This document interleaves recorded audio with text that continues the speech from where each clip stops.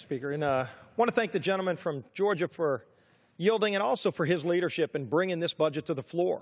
I really want to thank the entire Budget Committee and the conferees for doing the hard work and the responsible work of finally focusing on bringing responsibility and fiscal discipline back to Washington. If you look at what's been happening all across the country, people are struggling. These are tough times. It's a tough economy. People's wages are stagnant. They're paying more for food. They're paying more for electricity. They're surely paying more for health care.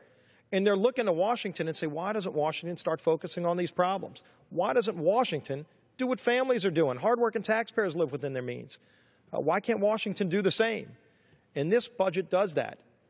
It focuses on creating a healthy economy, actually getting jobs and getting people back to work in this country, forcing Washington to finally balance the federal budget.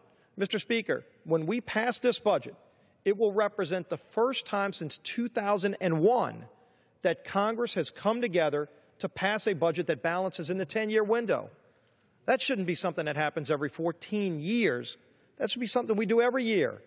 The other side surely didn't do it when they were in the majority. In fact, none of the budgets they brought to the floor ever get to balance. Not 10 years, not 20 years, not 50 years.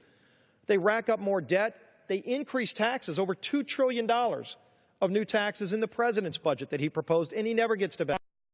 This budget not only calls for good tax reform to make our country competitive again, to lower rates so that families can keep more of their money and invest in themselves and not grow the size of government, but it actually focuses on getting more jobs in this country, stop shipping jobs out of the country, repeals the president's health care law that's causing so many problems, millions of people losing the good health care plans they have and paying more for it.